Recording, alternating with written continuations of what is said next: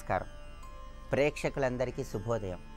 ఈనాటి శుభయోగం శీర్షికన మన భారతీయ సనాతన సంస్కృతి సంప్రదాయాలలో నమస్కారానికి ఉన్నటువంటి విశిష్టత ఏంటో, నమస్కారాన్ని ఏ విధంగా ఆచరిస్తే చక్కటి శుభ ఫలితాలు కలుగుతాయో, నమస్కారాలలో ఎన్ని రకాలైనటువంటి నమస్కారాలు ఉన్నాయో పరిశీలిద్దాం.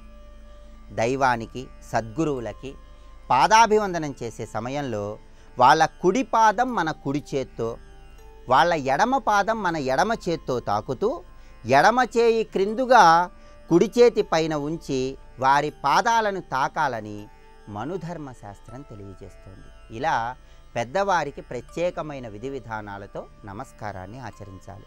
ఈ నమస్కారాలు అనేవి ప్రధానంగా 3 రకాలుగా ఉంటాయి. మొదటిది కాయకం, రెండవది వాచకం, మూడవది మానసికం. కాయకం అంటే శారీరక అవయవాలతో చేసేటటువంటి నమస్కారానికి కాయకము అని పేరు. ఈ కాయకం కూడా 4 రకాలుగా ఉంటుంది. ఆ 4 రకాలైనటువంటి నమస్కారాలను మనం పరిశీలిస్తే ఏకాంగ నమస్కారం, త్రయాంగ నమస్కారం, పంచాంగ నమస్కారం, సాష్టాంగ నమస్కారం. ఇలా నమస్కారాలను అనేక రకాలుగా విభజించడం జరిగింది. ఏకాంగ నమస్కారం అంటే తలను మాత్రము వంచి చేసే నమస్కారాన్ని ఏకాంగ నమస్కారము అనే పేరుతో పిలుస్తారు. అలాగే త్రయాంగ నమస్కారము అంటే 2 చేతులు జోడించి తలపైన ఉంచి చేసేటటువంటి నమస్కారాన్ని త్రయాంగ నమస్కారము అనే పేరుతో పిలుస్తారు. పంచాంగ నమస్కారం అంటే శిరస్సు, 2 చేతులు, 2 భుజాలు, మోకాళ్ళ పైన వంగి చేసేటటువంటి నమస్కారాన్ని పంచాంగ నమస్కారము అనే పేరుతో పిలుస్తారు. స్త్రీలు ఎప్పుడూ కూడా ఏకాంగ, త్రయాంగ, పంచాంగ నమస్కారాలు మాత్రమే ఆచరించాలని ధర్మశాస్త్రం మనకు తెలియజేస్తుంది. ఇక చివరగా ఉన్నటువంటి నమస్కారం సాష్టాంగ నమస్కారం. సాష్టాంగ నమస్కారము అంటే వక్షస్థలము, శిరస్సు, దృష్టి, మనస్సు, వాక్కు, పాదాలు, చేతులు, చెవులు అనే 8 అంగాలతో నమస్కారం చేస్తే దాన్ని సాష్టాంగ నమస్కారము అంటారు. అందుకే అష్ట అంటే 8. ఈ 8 రకాలైన అంగాలతో పరిపూర్ణంగా చేసేటటువంటి నమస్కారాన్ని సాష్టాంగ నమస్కారము అనే పేరుతో పిలుస్తారు. సాష్టాంగ నమస్కారం అంటే ప్రధానంగా పరిపూర్ణంగా పరమాత్మకు కానీ పెద్దలకు కానీ మనస్ఫూర్తిగా భక్తిభావంతో నమస్కారం చేస్తున్నాము అని అర్థం. అయితే ఇలా ఏకాంగ, త్రయాంగ, పంచాంగ, సాష్టాంగ ఇలా అనేక రకాలైనటువంటి నమస్కారాలు ఆచరించటానికి సమయం లేనప్పుడు అంజలి బంధం ఆచరించాలని సంప్రదాయం మనకు తెలియజేస్తోంది. అంజలి బంధం అంటే 2 అరచేతులు ఒకటిగా చేర్చి వాటిని పూర్తిగా మూసివేయకుండా కొంచెం తెరిచి పెట్టుకుంటే దాన్ని అంజలి బంధము అంటారు. సమయం లేనప్పుడు ఈ విధంగా ఆచరించాలి. ఇలా అంజలి బంధ నమస్కారం చేస్తే భగవంతుడు కూడా మన అంజలిని అంగీకరించి తన ప్రసాదాన్ని అంటే తన అనుగ్రహాన్ని కొద్దిగా తెరిచి ఉంచినటువంటి అంజలి అంటే అరచేతుల మధ్యలో ఉంచుతాడని మనకి ప్రామాణిక గ్రంథాల్లో వివరించారు. అంటే పరమాత్మ అనుగ్రహాన్ని సులభంగా సిద్ధింపజేసుకోవటానికి ఇలా సాష్టాంగ నమస్కారం చేయటం సాధ్యం కాని పక్షంలో అంజలి నమస్కారాన్ని ఆచరించండి. దీని ద్వారా కూడా పరమాత్మ అనుగ్రహానికి సులభంగా పాత్రలమవ్వచ్చు. వీలైన సమయంలో మాత్రం సాష్టాంగ నమస్కారం ఆచరించడం ద్వారా పరిపూర్ణంగా మన శరీరాన్ని భౌతికంగా ఆంతరంగికంగా పరమాత్మకు సమర్పిస్తున్నాము అని చెప్పటమే సాష్టాంగ నమస్కారంలో దాగి ఉన్న అంతరార్థం. రేపటి శుభయోగం శీర్షికన పరమ పవిత్రమైనటువంటి ప్రసిద్ధ పుణ్యక్షేత్రమైనటువంటి షిరిడీ క్షేత్ర వైభవాన్ని స్మరించుకుందాం. నమస్కారం.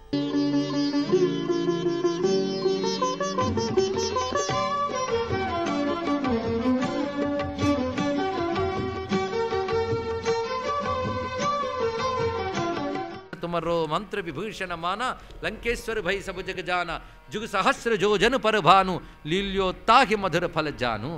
जुग सहस्र योजन पर भानु. ఇక్కడ స్వామివారు 2000 యోజనాల దూరంలో ఉన్న సూర్యుని పండుగ భావించి మృంగాడు. లీల్యో అంటే మృంగుట, తాగి అంటే దాన్ని, మృంగాడంటే మృంగడానికి ప్రయత్నించాడన్నట్టయినా చెప్పచ్చు. నోరు అంత తెరిచి పట్టుకున్నాడు. అయితే ఇక్కడ 2000 ఆమడల దూరం అనే దానికి అప్పటిలో యోజనం అంటే సంఖ్య ఏదో లెక్క కట్టి ఈ మధ్య సైంటిస్టులు సూర్యుడికి మనకి ఉన్న దారం లెక్కకు అందిస్తే సరిగ్గా ఆ దూరాన్ని లెక్క కట్టి అందించారు. 10 కోట్ల మైళ్ళ దూరంలో సుమారుగా ఉన్నాడనే దానికి యోజనముల లెక్క ప్రకారం సరిపోయింది. ఆశ్చర్యకరమైన జుగ్ సహస్ర జోజన పరభాన అనేది ఖచ్చితంగా సరిపోయింది. ఆ లెక్క మన యొక్క జ్యోతిష్ శాస్త్రాల్లో ఉన్నదాన్నే ఇక్కడ చూపించాడు. అయితే మనం ఏమనుకుంటామంటే హనుమంతుడు బాలుడు గనక సూర్యుని చూసి పండు అనుకున్నాడండి. బాలుడు గనక పండు అనుకున్నాడు, కానీ బాలుడు ఎగరగలడా? మరి ఎగిరిపోయాడే అంటే బాలుళ్ళ పండు అనుకున్నాడు, భగవంతుల్లో ఎగిరాడు. అదే ఆంజనేయ స్వామి యొక్క స్వరూపం. కానీ అవతార ధర్మం ఎలా ఉంటుందంటే తాను ధరించిన ఉపాధికి తగ్గట్టు ప్రవర్తిస్తుంటాడు. వానర చేష్టా చేస్తాడు, ఇవి చేస్తుంటాడు. ఇది ఉపాధికి తగ్గట్టు ప్రవర్తించడం. తన లోపల ఉన్నది ఈశ్వర తేజస్సు కనుక దానికి తగ్గట్టు ఆలోచించడం, దానికి తగ్గట్టు లీల చేయడం, ఈ రెండు పెడుతుంటాయి. అందుకు బాలుళ్ళ భావించాడు, భగవంతుల్లో ఎగిరాడు స్వామివారు. రెండు స్వరూపములు. ప్రభుముద్రిక మేలుముఖమాహి జలధి లాంఘి గయే అచరజనాహి. రామచంద్రుని ముద్రిక అంటే ఉంగరాన్ని నోట ఉంచుకుని సముద్రాన్ని దాటేశావు. ఇందులో ఆశ్చర్యం ఏమీ లేదయ్యా అన్నాడు. అంతే వదిలేడు. దీన్ని మనం ఆలోచించాలి. అయితే హనుమంతుడు రాముడి ఉంగరాన్ని ఎక్కడ పెట్టుకున్నాడు? వాల్మీకి రాయలేదు ఎక్కడ పెట్టాడు అనేది. ఎక్కడ పెట్టుంటాడు? అంత ఎగిరేటప్పుడు ఎక్కడ పెట్టుకుని చేత్తో పట్టుకుని అలా తిరిగాడా? అయ్యా, పంచకట్టు చేసిన వాళ్ళకి బాగా తెలుస్తుంది, రొంటిలోకి పెట్టుకుంటారు. అందుకే విశ్వనాథ వారైతే అలా పెట్టుకున్న ఉంగరం తీసిచ్చాడన్నారు. పైగా ఆయనకు ఉత్తరయం ఉంది, పంచి ఉంది, ఆయనకేం పోయి చక్కగా వర్ణించుకోగలడు. కానీ ఎక్కడ ఉంగరం పెట్టుకోవడానికి పెద్ద సమస్య కాదు, ఎవ్వరూ వర్ణించలేదు. మన తులసీదాసుల వారే రామచరితమానసులో కూడా ఉంగరం ఎక్కడ పెట్టాడో రాయలేదు, వాల్మీకి రాయలేదు. ఎందుకంటే ఇలాంటి ప్రశ్న తర్వాత వాళ్ళకి పుడుతుందని వాల్మీకి అనుకోలేదు. కానీ ఇక్కడ మాత్రం ప్రభుముద్రిక మేలు ముఖమాహి అన్నారు. ఇక్కడ మేలి అంటే వేసుకొని, ఉంచుకొని అని అర్థం. ముఖ్ నోటి యందు ఉంచుకుని ఆ మహానుభావుడు, ముఖమాహి అంటే నోటిలో మేలి ఉంచుకుని సముద్రాన్ని దాటాడు. ఇందులో ఆశ్చర్యం లేదు అన్నాడు. ఇందులో ఆశ్చర్యం లేదు ఏంటండి అంటే ఏదో ఉందన్నమాట, ఏదో చెప్పదలుచుకున్నాడు. ఇప్పుడు మనం అటు రామచరితమానస్ అటు అధ్యాత్మరామాయణంలోకి వెళితే సముద్రం దాటే ముందు ఆంజనేయ స్వామి చూసుకున్నట్టు ఒకసారి ఎంత 100 యోజనాలు అంతేనా? అంతుపట్టని సంసార సముద్రాన్ని రామనామంతో ఈదేస్తారే సులభంగా. అలాంటి రామనామం రాసి పెట్టిబడిన ఉంగరం రాముడే తన వేలు నుంచి తీసినటువంటిది నా దగ్గర ఉంచుకున్నప్పుడు 100 యోజనాలు సముద్రం ఎంత అన్నాడు. అనంత సంసార సాగరాన్నే రామనామంతో ఎదగలిగినప్పుడు పరిమితమైన 100 యోజనాల సముద్రం రామనామాంకిత ముద్రిక ఉన్న నాకు అసాధ్యం కాదు అనుకున్నాడు. అదే అచరజ్ నాహి, ఆశ్చర్యం లేదు అన్నాడు. ఇక్కడ పైగా దేంట్లో పెట్టుకున్నాడు? నోట్లో. అమ్మ భలే చెప్పాడండి, ఎవరు చెప్పలేని విషయం. ప్రభు ముద్రిక నోట్లో పెట్టుకున్నాడు. ముద్రిక అంటే ఉంగరం కాదు, ముద్ర, ప్రింట్. ప్రభు ముద్రిక అంటే ప్రభువు యొక్క మంత్రము. ఆ మంత్రం నోట్లో ఉంచుకున్నాడంటే నిరంతర రామనామం జపం చేస్తున్నాడు. అది దీని యొక్క అర్థం. నిరంతర జపం చేస్తున్నటువంటి నోరది. అలా నిరంతర రామనామోచ్చారణ చేయడం చేత సముద్రాన్ని దాటడంలో ఆశ్చర్యం లేదు అనేది తులసీదాసు హృదయం. అర్థమైంది కదా? అతను ఉంగరం నోట్లో పెట్టుకున్నాడని అనుకున్నా పర్వాలేదు, అనుకోకపోయినా పర్వాలేదు. రామముద్ర అంటే తారక మంత్రం. ఆ తారక మంత్రాన్ని జపిస్తూ ఉన్న కారణంగా దుర్గమ కాజ జగతికే జేతే సుగమ అనుగ్రహ తుమరే తేతే. ఇక్కడ హనుమద్ అనుగ్రహ వైఖరి అని కొన్ని చౌపాయిలుంటాయి. ప్రపంచంలో ఎన్ని దుర్గమ కార్యములు అంటే అసాధ్యమైన కార్యాలు ఉంటాయో అవి తుమరే అనుగ్రహ, నీ యొక్క కృప వల్ల సుగం. ఆ జేతే తేతే ఏవేవి ఉన్నాయో అవన్నీ కూడా నీ యొక్క కృప వల్ల సులభ సాధ్యాలు అవుతాయి. అంటే హనుమద్ అనుగ్రహం అటువంటిది. రామ దువారే తమ రఖవారే హోతన ఆజ్ఞా బిను పైసారే. రామ దువారే, దువారే అంటే ద్వారమునందు, తుమ్ నువ్వు, రఖవారే అంటే రక్షకుడవు. రామద్వారం దగ్గర రక్షకుల్లో ఉంటాడు ఆయన. ఆయన ఆజ్ఞలైంది ఆవిడ లోపలికి వెళ్ళాడు. హోతన ఆజ్ఞా బిను పైసారే. దీని అర్థం ఏమిటి అంటే, ఓహో ఇంత చేసి హనుమంతుడు రామద్వారం పాలకుడండి అలా పెట్టాడు రాముడు. అయితే వైఖానసాగమం ప్రకారంగా వైకుంఠంలో గరుత్మంతునితో పాటు హనుమంతుడు కూడా విష్ణువుని కొలుచుకుంటున్నట్టున్నది కనుక ఆగమ ప్రకారంగా సరిపోతుంది. కానీ దువారే అంటే ద్వారము అనగానే మన బొమ్మ కట్టేసి సింహద్వారం అటు ఇటు చెక్కలు ఊహించకూడదు. ద్వారే, ద్వారా, వారి ద్వారా అంటాం కదా.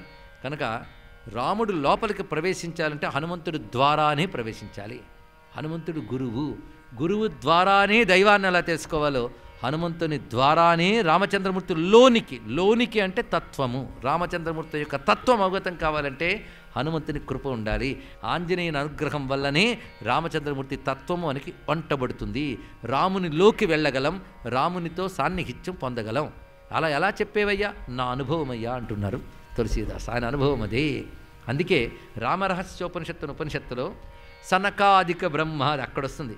సనక సనందనాదులందరూ గంధమాదన పర్వతం వద్దకు వెళ్ళి హనుమంతుడి వద్దకు వెళ్ళి మాకు నువ్వు పరమతత్వాన్ని బోధించు అని అడిగితే వారికి ఆయన రామ తారక మంత్రతత్వాన్ని బోధిస్తాడు. ఇది రామరహస్యోపనిషత్తునికి ఉపనిషత్తు. సనక సనందనాథు గురువు దక్షిణామూర్తి రూపిణి, సనకాది సమారాధ్య శివజ్ఞానప్రదాయిని తద్రూపమైన అంటే సనకాదుల చేత ఆరాధింపబడిన వాడే రామతారక మంత్రతత్వాన్ని బోధించాడని రామరహస్యోపనిషత్తు చెప్తోంది మనకి. అప్పుడు రాముని రహస్యం అంటే లోపలికి వెళ్ళడం అంటే తత్వాన్ని తెలుసుకోవడం. అది తెలుసుకోవాలంటే ఎవరి ద్వారా జరిగింది? హనుమంతుని ద్వారా. అది రామదువారే తుమరక్కువారే. అంతేకాదు హనుమంతుడిని ఒక్కడిని శరణి వేడితే సబ్ సుఖలహే అన్ని సుఖాలు లభిస్తాయి. ఎవరికి? తుమ్హారీ శరణ నువ్వే దిక్కని ఆశ్రయించిన వారికి సర్వసుఖాలు లభిస్తాయి. అంతేకాదు తుమ రక్షక్ కాహూ కోడరనా నువ్వు రక్షకుడుగా ఉంటే ఎవరి వలన భయం ఉండదు. డర్నా భయము, కాహూకో ఎవరి వలన కూడా కలగదు. డర్ నా భయము కలగదు. ఎవరికి? నువ్వు రక్షకుడుగా ఉన్నవారికి. కానీ నేను శరణు వేడిన వారికి అన్ని సుఖాలు లభిస్తాయి. నువ్వు రక్షకుడుగా ఉన్నవాడికి భయం లేదు. ఇంకేం కావాలండి? భయం ఉండకపోవడం, సుఖాలు రావడం వస్తే ఇంకేం కావాలి? అంతేకాదు హనుమంతుడి దగ్గర గొప్ప లక్షణం ఇది. అలాంటి లక్షణం ఇద్దరిలోనే కనబడుతుంది, ఇంకెవ్వరిలో లేదు. ఒక మహా తీవ్రమైన రూపాన్ని ధరించాక శాంతించు శాంతించు శాంతించని ప్రార్థించక్కర్లేని వాళ్ళు ఇద్దరే ఉన్నారు. ఒకవేళ అంత తీవ్రత చూపించిన మళ్ళీ తమంత తామే తగ్గగలరు. దీన్ని సెల్ఫ్ కంట్రోల్ అంటారు, జితేంద్రియం. అది ఇద్దరి దగ్గర ఉందండి. ఒకడు శివుడు, ఒకడు హనుమంతుడు, ఇద్దరే. మిగిలిన వాళ్ళు విగ్రహం ఒక్కసారి విజృంభిస్తే శాంతింపజేయాలి, ధూపాలు ఇవ్వాలి, చన్నీళ్ళు పోయాలి. కానీ వీళ్ళిద్దరూ మాత్రం అవసరం బట్టి విజృంభిస్తారు, తమను తామే నిగ్రహించుకోగలరు. అందుకే ఆపన తేజ సంహారో ఆపే నీ తేజస్సు నువ్వే సంహారో తిరిగి ఉపసంహరించుకోగలవు అన్నారు ఇక్కడ. అందుకే స్వామి నమస్తే రుద్రమన్య భూతోత ఇషవే నమః అన్న వెంటనే నువ్వు ప్రసన్నుడివే అనుగ్రహించు. ఆయన ఇంకెవడో ప్రసన్నుడు చేయలేరు. మనం ప్రార్థిస్తే ఆయనంతా ఆయనే ప్రసన్నుడు అవుతాడు. అది ఇక్కడ చెప్పడం. తీనో లోక హాంక్ తే కాంపై. హాంక్ అంటే గర్జన. తీనో లోంక్ మూడు లోకాలు నీ గర్జనకి వణికిపోయి అన్నాడు, కంపించిపోతాయి. హనుమత్ గర్జన అలాంటిది. ముల్లోకాల్లో ఉన్న దుష్టశక్తులు ప్రకంపించిపోతాయన్నాడు.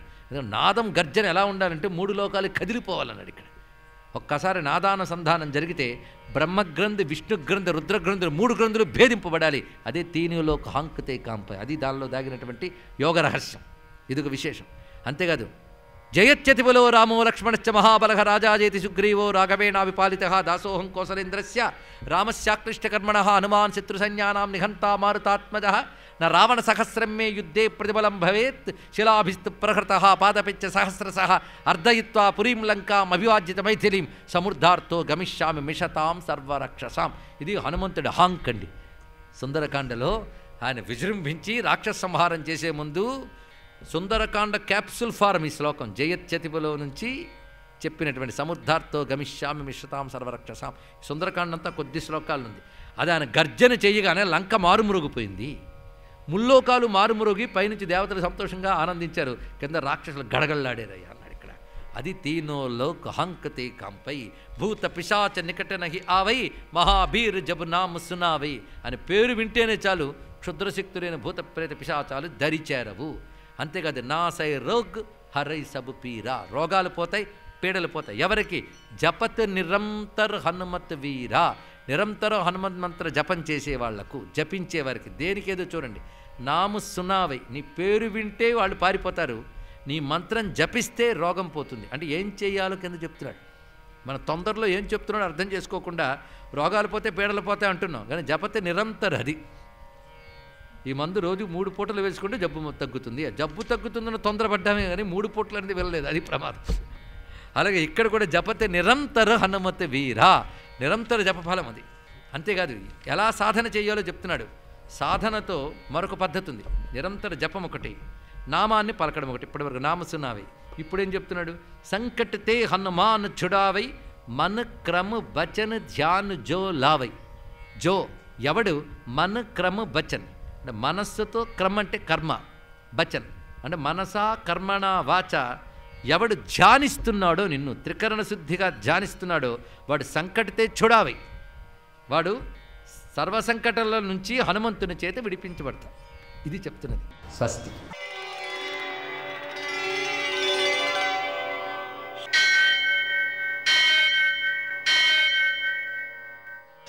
सहस्रशीर्षं देवं विश्वाक्षं विश्वशम्भुवं विश्वं नारायणं देवमक्षरं परमं पदं विश्वतः परमां नित्यं विश्वन्नारायणगुं हरिं विश्वमेवेदं पुरुषस्तद्विश्वमुपजीवति पतिं विश्वस्यात्मेश्वरगुं शाश्वतगुं शिवमच्युतं नारायणं महाज्ञेयं विश्वात्मानं परायणम् सूर्यशौर्यमथेन्दुरिन्द्रपदवी सन्मङ्गलं मङ्गलम् आपदामपहर्तारं दातारं सर्वसंपदां लोकाभिरामं శ్రీరామం మోక్షదంతం నమామ్యహం. నేటి కాలమాన విశేషాలను గమనిద్దాం. స్వస్తి శ్రీ చాంద్రమాన విలంబనామ సంవత్సరం ఉత్తరాయణం గ్రీష్మ ఋతువు అధిక జ్యేష్ఠమాసం కృష్ణపక్షం బుధవారం. సూర్యోదయం 5:44 సూర్యాస్తమయం 6:42. తిథి పాడ్యమి రాత్రి 9:26 వరకు. నక్షత్రం జ్యేష్ఠ రాత్రి 3:12 వరకు. వర్జం ఉదయం 7:04 నుంచి 8:49 వరకు. దుర్ముహూర్తం ఉదయం 11:47 నుంచి మధ్యాహ్నం 12:39 వరకు. అమృతకాలం సాయంకాలం 5:34 నుంచి 7:19 వరకు. రాహుకాలం బుధవారం కాబట్టి మధ్యాహ్నం 12 నుంచి 1:30 వరకు. అష్టకవర్గ రీత్యా శుభప్రదమైన సమయం ఉదయం 6:30. నేటి విశేషం బుధవారం. బుధవారం హయగ్రీవుణ్ణి ఆరాధించుకోవడం ద్వారా విద్యార్థులలో విద్యాకుశలత పెరుగుతుంది. ఆయన్ని పూజ చేసుకోవడం, హయగ్రీవుని యొక్క స్తోత్రాలు చదువుకోవడం, లేదా కనీసం శ్రీ హయగ్రీవాయ నమః అనే మంత్రాన్ని 108 సార్లు జపం చేసుకోవడం, వీటి ద్వారా విద్యల యొక్క ప్రభావం అనుకూలంగా ఉంటుంది. చదువుకోవడం వల్ల వచ్చే ప్రత్యేకత ఏమిటి అంటే, చదువు అనేది జ్ఞానస్వరూపం కాబట్టి దీపం తాను వెలుగుతూ చుట్టుపక్కల వారికి వెలుగును పంచినట్లుగా తాను విద్య వల్ల ప్రయోజనాన్ని పొందుతూ ఇతరులకు కూడా ప్రయోజనాన్ని కల్పించడం అనేటువంటిది విద్య యొక్క ప్రయోజనం.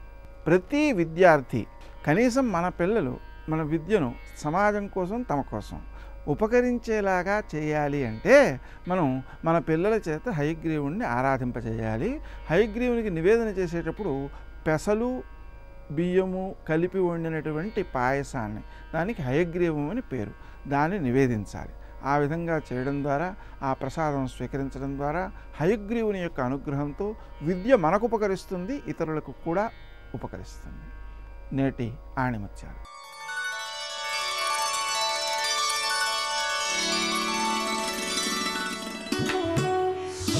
రాబోయే దుఃఖానికి మారు పేరే అత్యాశ.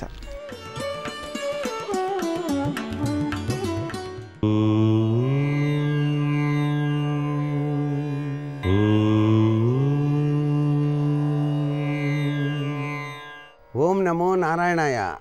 ఓం నమః శివాయ. శ్రీమాత్రే నమః. స్థితిపతి, నిధిపతి, ప్రియపతి అయినటువంటి గణపతిని ఆరాధన చేసే పవిత్ర దినం బుధవారం. గణపతికి గరిక అంటే చాలా ప్రీతి కదా. ఆయనకి 21 గరికతో పూజ చేయటమే కాకుండా బెల్లం ముక్క కానీ లేక ఉండ్రాళ్ళు కానీ నైవేద్యంగా సమర్పించి ఆయన ఎదుట కనీసం 9 గుంజళ్ళు తీసి, స్వామి నీ దివ్యమైన అనుగ్రహాన్ని ప్రసాదించవలసింది అంటేనే చాలు, అనుకున్న పనులన్నింటినీ కూడాను అనుకున్నట్టు నెరవేర్చేటువంటి అద్భుత దైవం ఆ యొక్క గణపతి. అందుకే ఆయన్ని ఆదిమూర్తి అన్నారు.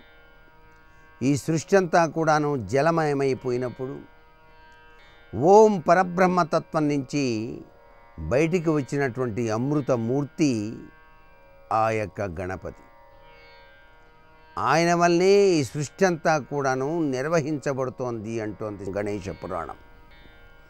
అందుచేతనే ప్రతి కార్యం ప్రారంభించే ముందు హరిద్రా గణపతి అని చెప్పేసి పసుపుతో గణపతిని తయారు చేసి మనం మొట్టమొదటిసారిగా పూజ నిర్వహిస్తాం. యజ్ఞ యాగాదులు కానివ్వండి, శుభకార్యాలు కానివ్వండి, ముఖ్యమైనటువంటి పూజలు కానివ్వండి, ఇవన్నీ ఆచరించేటప్పుడు హరిద్రా గణపతికి ఉన్నటువంటి ప్రాధాన్యత అనిర్వచనీయమైన ప్రాధాన్యతగా గుర్తెరగాలి. ఎప్పుడైనా ఎక్కడైనా సరే, ఏ దేవాలయానికి వెళ్ళినా సరే, మీరు తులుతన విఘ్నమస్తనతు దుర్జటి నందన నీకు మృక్కెదన్, మొట్టమొదటిసారిగా గణపతిని దర్శనం చేసుకొని తరువాతనే మిగతా దేవతా స్వరూపాల దగ్గరకు వెళ్ళి దర్శనం చేసుకునేటువంటి సనాతన సంప్రదాయం. ఆ గణపతి సాక్షాత్తు వివిధ ఆకృతుల్లో వివిధ అలంకరణలతో 32 గణపతులుగా మనకు విరాజులుతూ ఉన్నాడు. అయితే ఇక్కడ ఈ బుధవారం నాడు మనం ఏదైనా పని మీద వెళ్ళేటప్పుడు, తప్పనిసరిగా కార్యార్థమై వెళ్ళాలి అనుకున్నప్పుడు, ఇంటి నుంచి మీరు బయలుదేరి వెళ్ళేటప్పుడు చిటికెడు ధనియాలు నోట్లో వేసుకొని బయలుదేరండి. ఆ ధనియాలు నోట్లో వేసుకొని బయలుదేరితే సర్వకార్యాలు కూడాను చాలా చక్కగా సిద్ధిస్తాయి అంటుంది మనకు సనాతన సంస్కృతి సంప్రదాయం. గణపతిని ఆ విధంగా ఆరాధన చేయటం, స్వామికి ప్రీతివంతమైనటువంటి అటుకులు, బెల్లం లేక ఉండ్రాళ్ళు నైవేద్యంగా సమర్పించటం సర్వ విధాలా కూడాను అనుకున్న పనులు అనుకున్నట్టు నెరవేరటానికి చాలా చక్కటి విధి విధానం. సర్వే జనా సుఖినో భవంతు. జయ జయ జయ జయ జయ శ్రీ హనుమా, జయ జయ జయ జయ ప్రభుదయ గనుమా. జయ జయ జయ జయ జయ శ్రీ హనుమా, జయ జయ జయ జయ ప్రభుదయ గనుమా. నీ మనస్సు నీ భార్యల యందుంచుకో, నీ కామము నీ భార్య యందుంచుకో. ధర్మం అయిపోయింది, ధర్మంతో ముడిపడిపోయింది, ఏ ఇబ్బంది ఏర్పడదు. కాబట్టి నివర్తయమనోమత్త స్వజనే క్రియతాం మనః, ఆత్మానుపమాంకృత్వా స్వేషు దారీషు రమ్యతాం, అతుష్టం స్వేషు దారీషు చపలం చిలిచేంద్రియం. ఇవాళ నువ్వు నన్ను తీసుకొచ్చి ఇక్కడ కూర్చోపెట్టి ఇలా మాట్లాడుతున్నావే, నీ భార్యని కూడా ఎవరైనా ఇలాగే అపహరించి అలా మాట్లాడితే నీ మనసు ఎలా బాధపడుతుందో ఆలోచించు. నువ్వేం చేస్తావు? అలా రాముడు బాధపడ్డా? రాముడు నిన్ను శిక్షించడానికి రాడా? ఒక తప్పు చేసే ముందు ఆలోచించక్కర్లేదా? ఇలా మాట్లాడచ్చా? పరకాంతని తీసుకురావచ్చా? మహాపతివ్రతని, రామచంద్రమూర్తి ఇల్లాల్ని నన్ను తీసుకొచ్చి ఇక్కడ కూర్చోపెట్టి ఇలా మాట్లాడతావా? నీ పాపం పండి నువ్వు మృత్యువుని పొందేటటువంటి అవకాశాన్ని నువ్వు పొందట్లా? తప్పు, ఇలా మాట్లాడకూడదు, ఇలా నువ్వు ప్రవర్తించకూడదు అని ఆవిడ ఒక మాట అంది. నీవు ఒంట్లో ఓపిక ఉంది కాబట్టి ఇవాళ చపలం చిలితేంద్రియం, నీ ఇంద్రియములు కదిలిపోతున్నాయి, నీ మనసు కదిలిపోతోంది, విచ్చలవిడిగా తిరుగుతున్నావు. కానీ ఒక రోజు వస్తుంది, ఆ రోజు నీ జీవితానికి తీర్పు ఎవరు చెప్తారో తెలుసా? నీ భార్యలు చెప్తారు. నీ కాళ్ళు చేతులు కదలక మంచాన పడిపోతే అప్పుడు ఊడిగం చెయ్యవలసి వస్తే ఓపికన్న నాళ్ళు అక్కడ తిరిగాడు, ఇప్పుడు నేను చేయవలసి వస్తోంది. అప్పుడు అలా ఏడిపించాడు, ఇప్పుడు ఇలా ఏడిపించాడు, వీడితో ఏనాడు సుఖపడ్డానని ఒక్క మాట అంటే నువ్వు బ్రతికి చచ్చిపోయినవాడివే రావణ అనిపించుకో. ఎన్ని జన్మలెత్తినా ఆయనకే ఇల్లాల్ని కావాలి అని అనిపించుకున్న బ్రతుకేదో అది బ్రతుకు. ఇలా బ్రతకకు, తప్పు. ఏమి చెప్పిందండి నా తల్లి? సుందరకాండ అందకపోతే, సమాజానికి ప్రవచనం జరగకపోతే, రామాయణం అందకపోతే సంస్కారం ఎక్కడి నుంచి వస్తుంది? రాబోయే ప్రమాదం పిల్లలకి తెలియక్కర్లా? ఎంత అద్భుతంగా మాట్లాడింది సీతమ్మ. ఇంతకన్నా సౌందర్యవంతమైన వాక్కు, అభ్యున్నతికరమైన వాక్కు ఏది ఉంటుంది? అందుకే అది సుందరకాండ అయింది. కాబట్టి చపలం చిలితేంద్రియం, అదే జరిగింది రామాయణంలో. చిట్ట చివర రావణుడి 10 తలలు తెగిపోయి పడిపోయాడు. గ్రద్దలు భూమి మీదకి దిగుతున్నాయి తల తన్నుకుపోవడానికి. పట్టమహిషి మండోదరికి కబురు చేశారు, పల్లకీలో తీసుకొచ్చారు ఆవిడ్ని, యుద్ధభూమిలో దింపారు. అందరూ యుద్ధం ఆపేశారు. దేవతలు ఋషులు కూడా పైన నిలబడి చూస్తున్నారు. అందరు అనుకున్నారు ఆవిడ పల్లకీ దిగి అటుపక్క రామచంద్రమూర్తి నించున్నారు. నువ్వే నా భర్తని సంహరించావు, ఇప్పుడు నీ కళ్ళు చల్లబడ్డాయా అంటుంది. మహాపతివ్రత కాబట్టి శపించినా శపిస్తుంది అనుకున్నారు. ఆవిడ దిగింది పల్లకి, ఏడుస్తూ ఆ రావణుడి వంక చూసి ఒక మాట అంది. ఇంద్రియాణి పురాజిత్వా జిత్వా త్రిభువనంత్వయ స్మరద్భిరివ తద్వైరం ఇంద్రియై ఏవ నిర్జిత అంది. రావణ, నువ్వు తపస్సు చేసినప్పుడు ఇంద్రియాలని పావుని తొక్కిపెట్టినట్టు బలవంతంగా తొక్కిపెట్టావు. కాలు తీస్తే కాటు వేద్దామని పాము చూసినట్టు నీ ఇంద్రియములు ఎదురు చూసాయి. ఒకానొక నాడు తపస్సు విరమించి ఇంటికొచ్చావు, శక్తిని పొందావు, కానీ నీ ఇంద్రియములు కాట్లు వేయడం మొదలుపెట్టాయి. నీకు పరక అంతా కావలసి వచ్చింది. వీళ్ళందరూ రాముడు నిన్ను చంపాడంటున్నారు. కాదు, నాకు తెలుసు భార్యని, నీ ఇంద్రియములు నిన్ను చంపేశాయి. ఏమయ్యాడు? సుందరకాండలో చెప్పింది తల్లి, యుద్ధకాండలో పూర్తయింది. ఎవరి జీవితమైనా అంతే. సమాజమునందు ధర్మము నిలబడాలంటే, సమాజము సువ్యవస్థితము కావాలంటే, సమాజంలో మనసులో పవిత్రంగా ఉండాలంటే సుందరకాండ లాంటి కాండల ప్రవచనం, సుందరకాండ లాంటి కాండలు చదువుకోవడం రావాలి. లేకపోతే సమాజము వెర్రితలలు వేస్తుంది. కాబట్టి ఆవిడంటుంది, చపలం చలితేంద్రియం వధం చామిచ్చితాఘోరం తయాసౌ పురుషర్షభ విదితస్సహి ధర్మజ్ఞ శరణాగతమత్సల. నేనింతటి వాణ్ణి ఇంతటి వాణ్ణని విర్రవీగుతున్నావు. మనిషి బ్రతకడం గొప్ప కాదు రావణ, చచ్చిపోవడం గొప్ప. చచ్చిపోవడం మనిషికి తీర్పు. అందుకే శ్రీశైలంలో తీర్థం ఇస్తే ఇప్పటికీ చెప్తారు, అనాయాసైన మరణం వినాదైన్యేన జీవితం. బ్రతికున్నంత కాలం ఇలా చెయ్యి చాపి బ్రతకవలసిన అవసరం లేకుండా చచ్చిపోయేటప్పుడు అనాయాసంగా వెళ్ళిపోయిన వాడెవరో వాడు ధన్యుడు. ఎప్పుడు చచ్చిపోతాడా అని దేవతల దగ్గర నుంచి ఋషుల వరకు నించున్నారు అంతరిక్షంలో. అగస్త్యుడు వచ్చి ఆదిత్య హృదయం ఉపదేశం చేసి కోటావతల బారాయబోయ్ రామా అన్నాడు. బళిబళి అన్నారు, 10 తలకాయలు తెగిపోతే దేవదుందుబులు మోగాయి. అది ఆ చావు. అలా చచ్చిపోకు రావణ. నువ్వు ఎలా బ్రతికావన్న దానికి ఈశ్వరుడు తీర్పిస్తాడు, దానికి జాగ్రత్త పడు. నేనంటల్లా అమ్మవారు చెప్తున్న మాట, వధం చామిచ్చితాఘోరం తయాసౌ పురుషర్షభ విదితస్సహి ధర్మజ్ఞ శరణాగత వత్సల. ధర్మం తెలిసినవాడు రాముడు. నన్ను తీసుకెళ్లి ప్రశ్రవణ పర్వత శిఖరముల మీద కూర్చున్న రామచంద్రమూర్తి పాదార విందముల యందు సమర్పించి కృతార్థుడివిక. నీ జీవితంలో సంతోషాన్ని పొందు. నిన్ను శిక్షిస్తాడనుకుంటున్నావేమో, శరణాగత వత్సల. శరణాగతి చేస్తే ఏమండవు, వెంటనే క్షమిస్తాడు. ఆయన ధర్మమూర్తి. నా భర్త జోలికి రాలేవు, ఎక్కడో ఉన్నాడు, బ్రతికున్నాడా, భూమి మీద పడుకున్నాడు, అరణ్యవాసం చేస్తున్నాడు, రాజ్య భ్రష్టత్వం పొందినవాడు అంటున్నావు.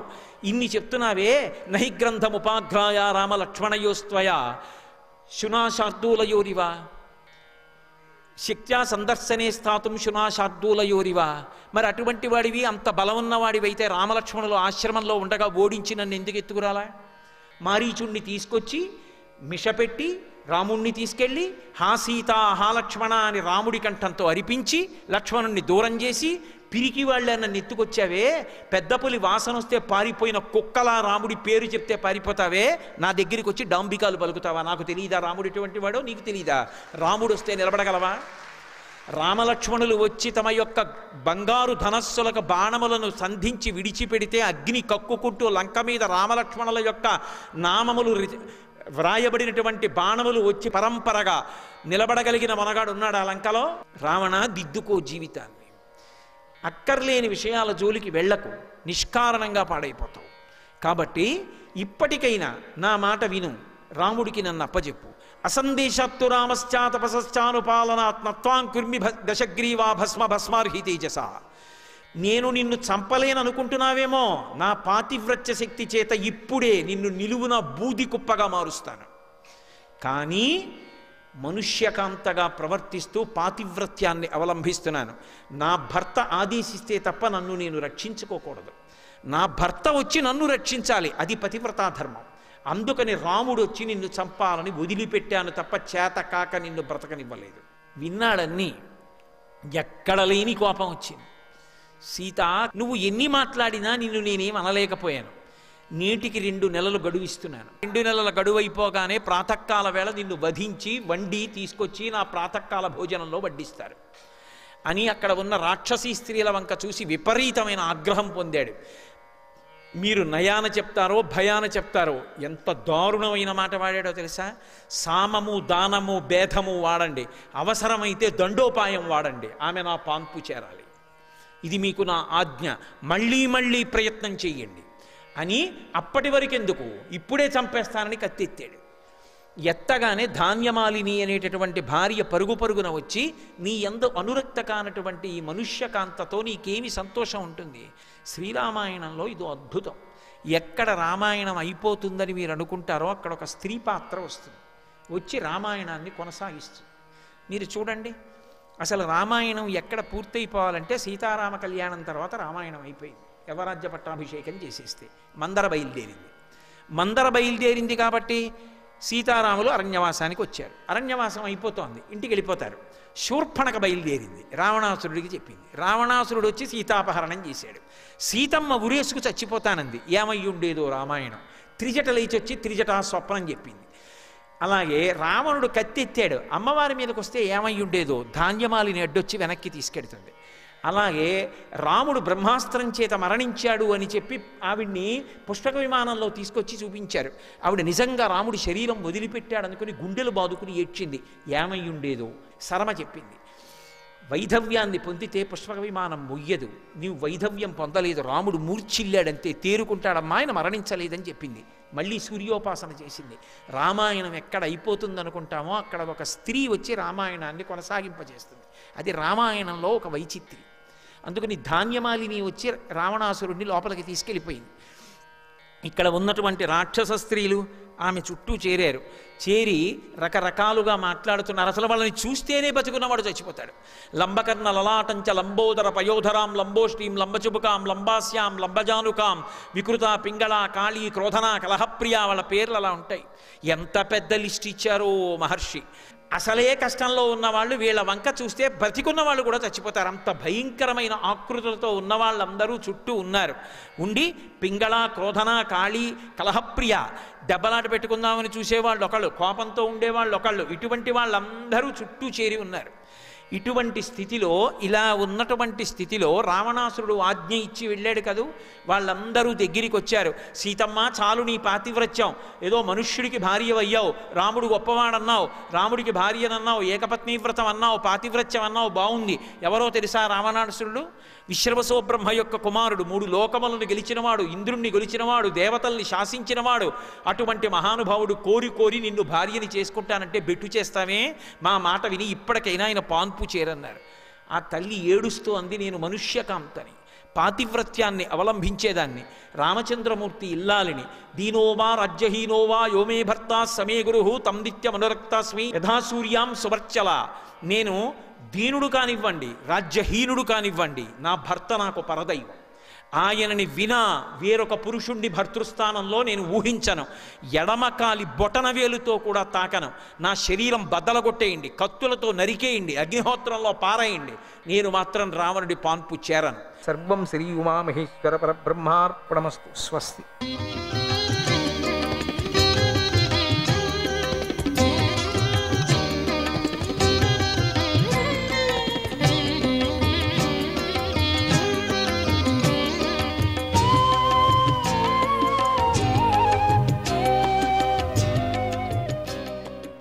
నారాయణ నారాయణ నారాయణ. హరే కృష్ణ. భూదేవి పుత్రుడైన నరకాసురుడు, భౌమాసురుడు తన సేనాపతుల శ్రీకృష్ణుడిని చక్రంతోనూ బాణాలతోనూ వధించటాన్ని చూసి సహించలేకపోయాడు. చూసారా, ఒక రాక్షసుడు ఉన్నాడు అనుకున్నాం కదా, ఇప్పుడున్నాడు, కనపడుతున్నాడు. సముద్ర తీరమందు పుట్టి అంతటా మదాన్ని ప్రవిస్తున్నటువంటి ఏనుగులతో కలిసి అతడు నగరం నుండి బయటకు వచ్చాడు. అప్పుడు గరుత్మంతుడిపై సత్యభామతో కలిసి కూర్చున్నటువంటి శ్రీకృష్ణుడు సూర్యుడిపై మెరుపుతో ఉన్నటువంటి మేఘంలాగా ప్రకాశించాడు. ఆ స్వామి అంత ప్రకాశంతో ఉన్నాడు. ఆయనను చూసి ఆ నరకాసురుడు ఆయనపై ఫిరంగిని ప్రయోగించాడు. అబ్బో, అప్పుడు విరంగి ఉండింది కదండి, ఇప్పుడు అర్థమవుతుంది కదా. అప్పటి నుంచే ఉన్నాయి కదా, ద్వాపరయుగంలో దండిగా ఉన్నాయి అనిపిస్తుంది. అవును, అప్పుడు కూడా తయారు చేసేవాళ్ళు అనిపిస్తుంది. దొరికేది కదా గంధకం దండిగా, దాని ప్రయోగాలు అప్పటి నుంచే చేశారు. అసలు దశరథుడే ప్రయోగించాడు, దశరథుడే ప్రయోగం చేశాడని చెప్పేసి వేరు వేరే రామాయణాల్లో చెప్పుకొని వస్తారు. ఒకే సందర్భంలో అన్ని కొండల మీద తాను విసిరాడు అని చెప్తారు. ఆ ఫిరంగిని ప్రయోగించాడు, పేద ఫిరంగిని ప్రయోగించాడు. ఉండక తప్పదు కదా. అతడి సైనికులందరూ ఒక్కసారిగా ఆయుధాలతో శ్రీకృష్ణుడిని కొట్టారు. ఒక్కసారిగా అట్లా ఎప్పుడో ఫిరంగిని ప్రయోగం చేస్తూ ఉండగానే దాన్ని సర్దుకొని దాన్ని చూసే లోపల వీళ్ళు సేవకులందరూ ఉన్నారు కదా, వీళ్ళంతా చేరి శ్రీకృష్ణుడిని కొట్టారు. అదే సమయంలో శ్రీకృష్ణుడు రంగురంగుల రెక్కల గల పదునైన బాణములతో నరకాసుడి సైన్యంలోని సైనికుల చేతులను, తొడలను, మెడలను, దేహములను నరికాడు. రంగురంగుగా ఉండేటువంటి బాణాలు. ఆ బాణాలతో ఒక్కొక్క బాణం వస్తుంటే మెరిసిపోతూ అగ్ని కక్కుతూ వచ్చేటువంటిది బాణం. గుర్రాలను, ఏనుగులను సంహరించాడు. నరకుడి యోధులు ఆ ఆయుధాలను, అస్త్రాలు ఉన్నాయి కదా, ఆయుధాలను, అస్త్రాలను, వాళ్ళు ధరించినటువంటి అమృతమైనటువంటి ఏ ఆయుధాలను, ఏ అస్త్రాలను అన్నీ ప్రయోగించారో వాటిని భగవంతుడైన శ్రీకృష్ణుడు ఒక్కొక్క దానిని 3 పదునైన, అంటే 3 పదునైన బాణాలతో ఛేదించాడు. ఆయన కూడా బాణవర్షం కురిపిస్తాడు శ్రీకృష్ణుడు. అసలు బాణవర్షం కురిపిస్తుంటే వెనకల ఎవరున్నారో తెలియటం లేదు, అంత కప్పిపోయి ఉంటుంది. ఇక ముందుండే శత్రువుని తెగటమే అంతే, వాడి తల తెగటమే అంతే, కానీ అంత వేగంగా ఆ బాణ ప్రయోగం చేస్తుంటే కృష్ణుడు కూడా చేస్తాడు. శ్రీకృష్ణుడిని తనపై మోస్తూనే గరుక్మంతుడు రెక్కలతో ఏనుగులను కొట్టాడు. కృష్ణుడిని మోస్తూనే ఉన్నది గరుక్మంతుడు.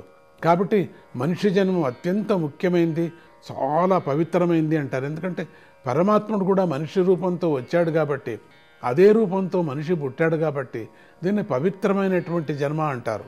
అందుకని దీన్ని అపవిత్రం చేసుకోకూడదు, అబద్ధాలు ఆడకూడదు, మోసం చేయకూడదు, దొంగతనం చేయకూడదు, ఇంకొకరికి హింస పెట్టకూడదు, మరి ప్రాణి హింస చేయకూడదు. కారణం ఏంటి? పరమాత్ముడు రూపంతో పుట్టినటువంటి వాళ్ళు. మనం ముక్కును పోల్చుకుంటాం, కళ్ళను పోల్చుకుంటాం, మనమంతా అట్లా పోల్చుకుంటాం కాదు. పోల్చుకున్నావు కాబట్టి సంతోషం, నిజమే, కానీ సాత్వికమైనటువంటి గుణంతో ఉండాలను, అది మాత్రం జ్ఞాపకం పెట్టుకో అంటావు. అట్లా స్వామిని మోస్తూనే గరుక్మంతుడు మోస్తూనే ఉన్నాడు. రెక్కలతో ఏనుగులను కొట్టాడు. అంతటితో ఆగకోకుండా గరుక్మంతుడు వాటిని ముక్కుతో పొడుస్తూ, గరుక్మంతుడు ముక్కు చెప్పాల్సిన పని లేదు, వజ్రకాయంగా ఉండినటువంటి ముక్కు ఎంత పొడవు ఉందో అసలు దాని యొక్క పొడువు ఏమిటో చెప్పలేము, దాని యొక్క గాత్రం ఏమిటో మనం, దాని యొక్క చూపుగా ఉండేటువంటిది కొన ఏమిటో మనం చెప్పలేకపోతున్నాం. అటువంటి సూచిగా అట్లా ఉండేటువంటిది విపరీతమైనటువంటి స్పీడ్తో ముక్కుతో పొడిచేశాడు. రెక్కలతో బలంగా కొడుతూ, గోళ్లతో గీరుతూ చంపేశాడు. గరుక్మంతుడే చాలు వీళ్ళని చంపడానికి. ఆ యుద్ధంలో గరుక్మంతుడితో అలా పీడించబడ్డ నరకుడి సైనికులు నగరం లోపలికి పారిపోయారు. ఇక తట్టుకోలేక వాళ్ళంతా, రాక్షసులంతా పారిపోయారు. ఆ దృశ్యాన్ని చూసి నరకుడు యుద్ధాన్ని ఆపకుండా కొనసాగించాడు. అవమానం కదా, నరకుడు ఆపితే యుద్ధము, అవమానం లేకోకుండా కొనసాగించారు. గరుక్మంతుడిని శక్తితో కొట్టాడు. ఆ శక్తి ఒకనాడు వజ్రాయుధాన్ని కూడా పనికి రాకుండా చేసింది. దానిచే కొట్టబడినప్పటికీ ఆ గరుక్మంతుడు పూలదండతో కొట్టబడిన ఏనుగులాగా ఏ కొంచెమూ చలించలేదు. స్వామి గరుక్మంతుడిని కొట్టాలనేటువంటి నరకాసుడి ప్రయత్నం విఫలమైపోయింది. గరుక్మంతుడు చలించలేదు, స్వామి చూస్తూనే ఉన్నాడు ఏం జరుగుతుందో అని. గరుక్మంతుడికి ఏమీ అనిపించలేదు, అన్ని ఆ పూలమాలలు వేసినట్టుగా ఉంది. అన్ని ఆయుధాలతో గరుక్మంతుడిపై పడినప్పటికీ నరకుడు అట్లా ఆ గరుక్మంతుడి మీద విసిరినటువంటి బాణాలు కానీ, విసిరినటువంటి ఆయుధాలు కానీ, ఈటలు కానీ, ఇవన్నీ కూడా పూల మాలల్లాగా స్వామికి, ఆ గరుక్మంత స్వామికి, ఆ స్వామికి, గరుడ భగవానికి అవన్నీ మాలల్లాగా అయిపోయింది. ఓం గరుడాయ నమః. నరకుడు ఆ శూలాన్ని ప్రయోగిస్తున్నాడని సత్యభామ చెప్పగానే భగవంతుడైన శ్రీకృష్ణుడు ఏనుగుపై ఉన్న వాడి తలను చురకత్తిలాగా పదునుగా ఉన్న తన చక్రంతో నరికేశాడు. దగ్గర పెట్టుకొని సత్యభామ చెప్పినట్టుగా అట్లా దగ్గరగా చూసుకొని నరికేశాడు. కుండలాలు, అందమైన కిరీటము, చెప్తూనే ఉంది, సత్య చెప్తూనే ఇట వెళ్ళు అట వెళ్ళు అట్లా చెప్పి ఎట్లా చేయని చెప్పేసి. ఆ విధంగా అందుకని సత్యభామతో కూడి ఈ పని చేశాడు అని చెప్తూ ఉంటారు పురాణంలో. సత్యభామ నడుపుతూ ఉన్నది యుద్ధాన్ని. ఇదో వస్తున్నాడు, ఇదో కొడుతున్నాడు, ఇట్లా కొట్టాల నువ్వు అని కృష్ణుడికి చెప్తూ ఉన్నది. అందుకని సత్యభామతో కలిసి నరకాసుడి సంహారమైంది అంటుంటారు. అందమైన కిరీటము, అలంకారాలతో గొప్పగా ప్రకాశించే ఆ నరకుడి తల నేలపై పడింది. కృష్ణ జగదీశ్వర. నరకుడి అనుచరులు అయ్యో అయ్యో అని బాధపడ్డారు. బాధపడకుంటారా? మహర్షులు, దేవనాయకులు బాగు బాగు అంటూ భగవంతుడైనటువంటి శ్రీకృష్ణుడిపై పూలను చల్లుతూ స్తుతించారు. పూలకేమండి వాళ్లకు, దేవతలకు? అట్లా అనుకుంటే పూలు వస్తాయి. మనము చెట్టు వేసి నీళ్ళేసి పెంచి ఆ పూలను రక్షించుకోవటం, ఆ పూలు కాదవి, దేవపూలు. వాళ్ళు ఇట్లా చెయ్యి ఇట్లా అంటే చాలు వస్తూ ఉంటాయి. దేవలోకమంతా పూలే కదా అండి. అంటే ఆవిడెవు ఎక్కడెవరు అక్కడెవరండి గార్డెనర్ అని చెప్పుకోవచ్చు మనం. అది కాదు, అవంతకవే వస్తాయి. గార్డెనర్ అక్కర్లేదు, గార్డెన్ చేయాల్సిన పని లేదు. అన్ని పూలు దేవతలు చెయ్యి ఇట్లా అంటే ఒక రంగు, చెయ్యి ఇట్లా అంటే రంగు. అందుకని ప్రతి సందర్భంలో ఒక రాక్షసుని సంహారం చేసేటప్పుడు కృష్ణుడి మీద కానీ రాముడి మీద కానీ ఇట్లా మనము చెప్పుకుంటుంటాం పురాణంలో. పూల వాన కురిపించారు, పూల వర్షం కురిపించారు. పూల వాన అంటే పూలంటే అక్కడ సుమధురమైనటువంటి సువాసనతో కలిగినటువంటి ఆ శాంతిని ప్రసారం చేసేటువంటి గుణము పూలుకున్నది. ఇక పూలు విచారం చెప్పటాల్సిన పని లేదు. రంగుకు ఒక్కొక్క కథ చెప్తారు, ఆ మధురానికి ఒక్కొక్క కథ, ఆ పరిమళానికి ఒక్కొక్క కథ, ఆ కుసుమకు ఒక్కొక్క కథ చెప్పుకొని వెళతారు. అది ఇంకొక రోజు చెప్పుకుందాం మనము. అట్లా పూల వాన కురిపించి వాళ్ళందరూ తర్వాత భూదేవి వాళ్ళందరూ చల్లుతూ తర్వాత భూదేవి శ్రీకృష్ణుని వద్దకు వచ్చి బంగారంతో పొదిగిన రత్నాల గల కుండలాలను, అనేక పుష్పాలతో కూడిన వైజయంతిమాలను, వనమాలను, వరుణుడి ఛత్రాన్ని, పెద్ద మణిని కూడా ఇచ్చింది. నారాయణ నారాయణ నారాయణ, హరే కృష్ణ.